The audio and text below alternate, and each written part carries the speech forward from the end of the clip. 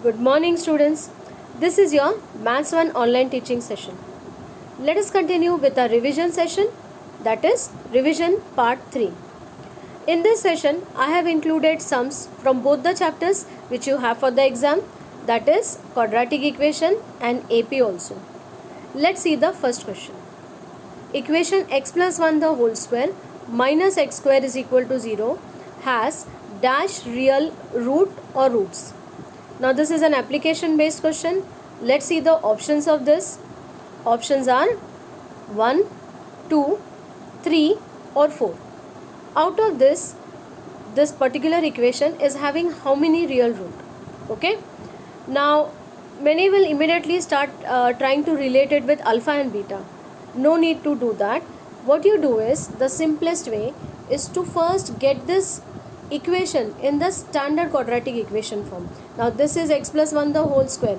I can expand this by using a plus b the whole square formula. Correct? So let us use that formula. What we will get? X square. What is the formula of a plus b the whole square? A square plus 2ab plus b square. So we will get x square plus 2x plus 1, or you can write x square plus 1 plus 2x minus x square is equal to 0. Okay, what I have done is I have only expanded this bracket. After this, what? Minus x square and plus x square will get cancelled. What will be left? 1 plus 2x is equal to 0. So from here you can easily calculate the value of x. 2x is equal to minus 1, so x will be minus 1 upon 2. Now many will think now minus 1 upon 2 I have got, I don't have this option. Read the question properly. They are not asking you the value of x. They are asking you this particular equation will have how many roots. Now x is equal to minus 1 upon 2. Only one answer we are getting here.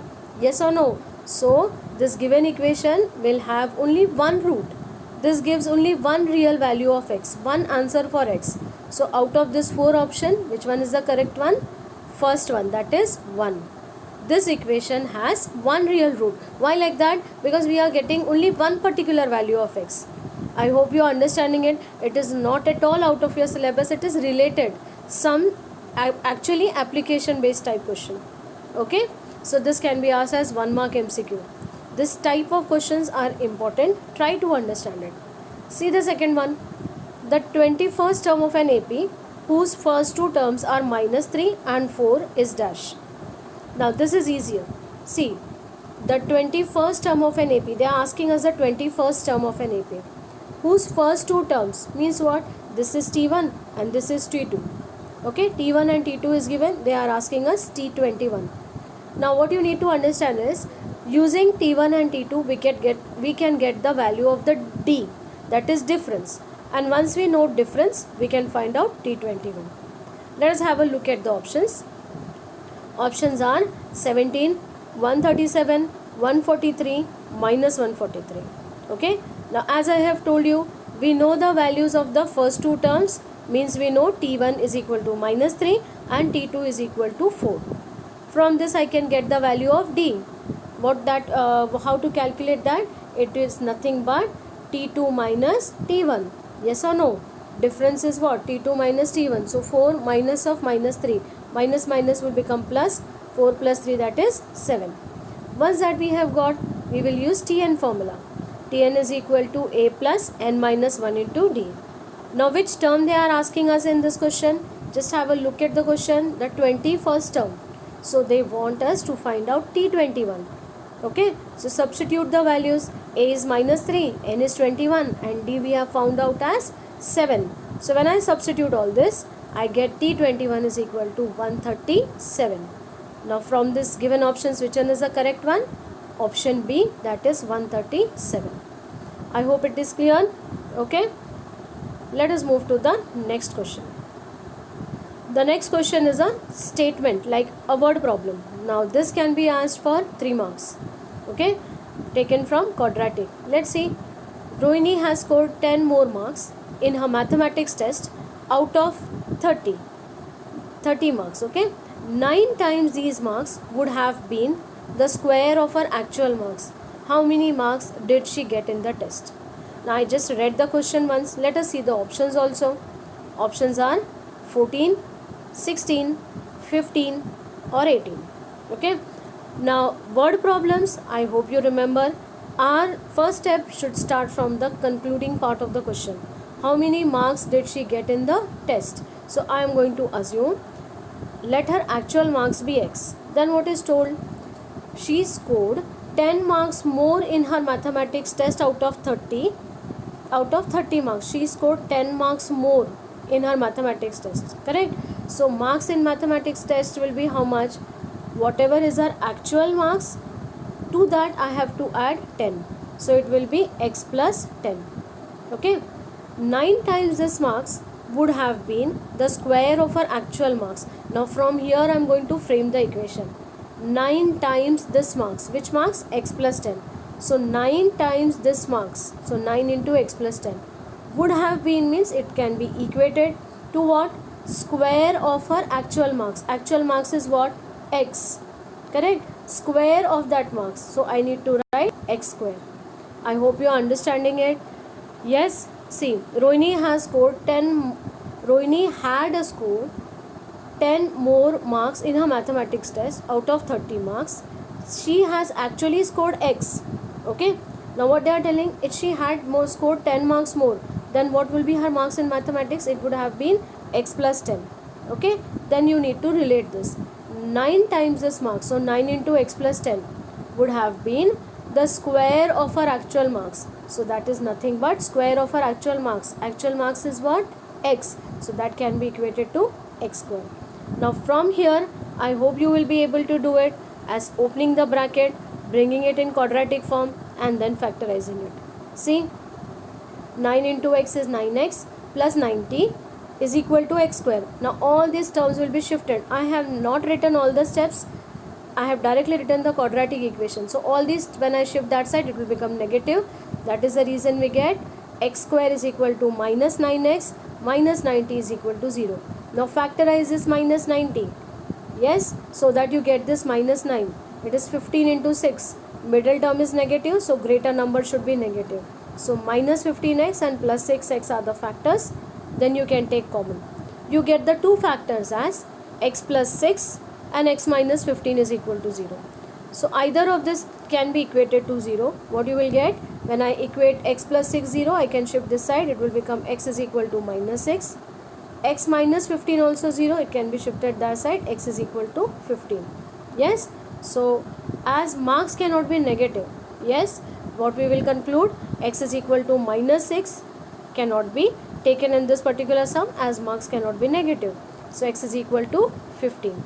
So out of the given options, which one is the correct one? Option C.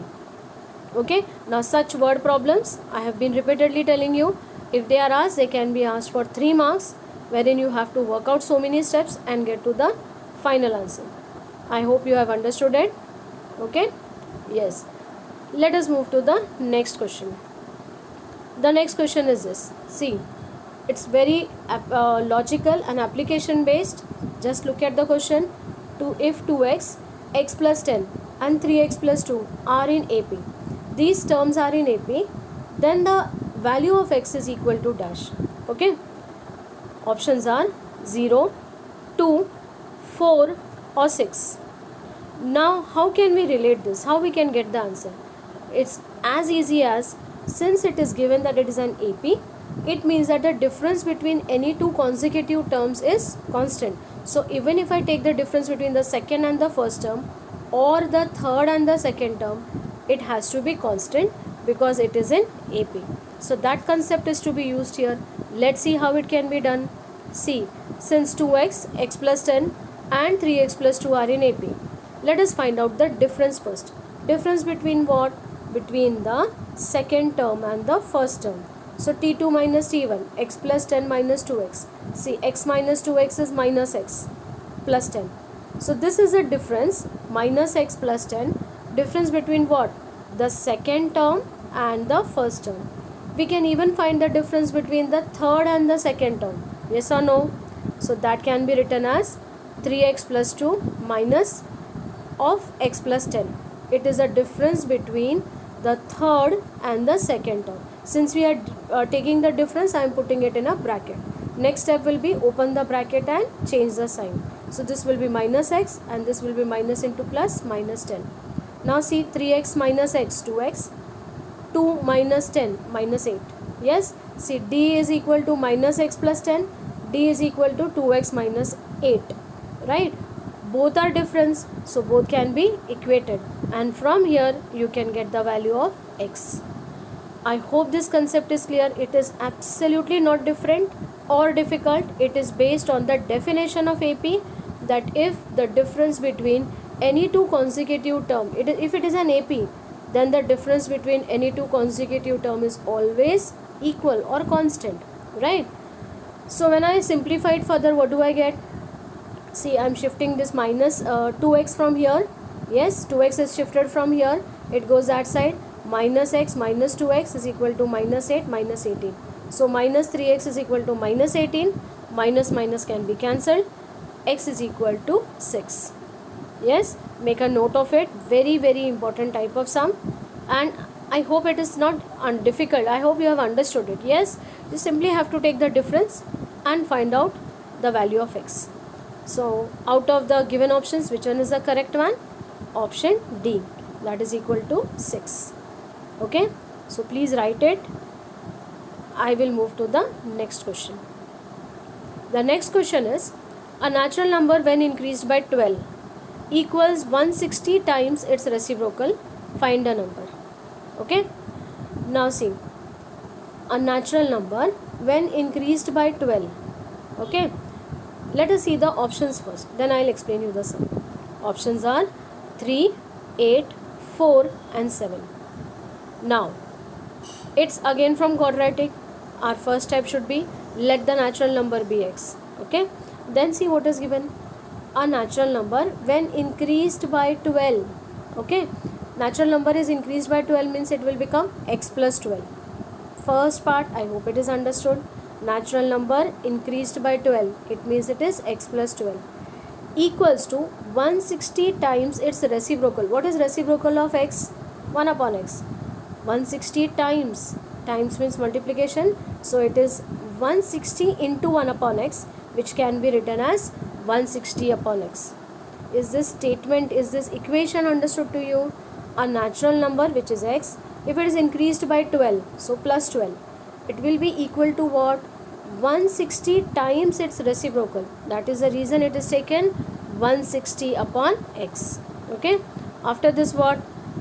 Multiply throughout by x. If you feel that you want to cross multiply, even that is correct method, or you multiply each term by x. So this will become x into x, x square. This is 12 into x, that is 12x, and this 160 upon x, x and x will get cancelled. 160 can be shifted this side, it is minus 160 is equal to 0. Okay, so since there are steps which I have not written, I hope you are understanding that. After this, what you need to do is factorize 160. The factors can be written as 20 into 8.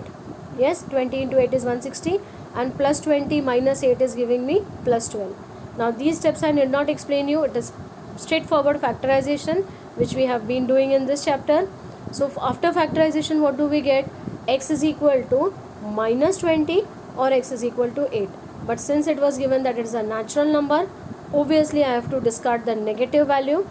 Yes, so we need to consider the positive value. So x is equal to 8. I hope this sum is also clear. It's a word problem, a 3-mark question again. Okay, so out of the given options, which one is correct? Option B, that is 8. Okay, so this way you can solve it. Let us move to the next question. The next question is this: the nth term of an AP is given by Tn is equal to 3 plus 4n. Okay, the common difference is dash.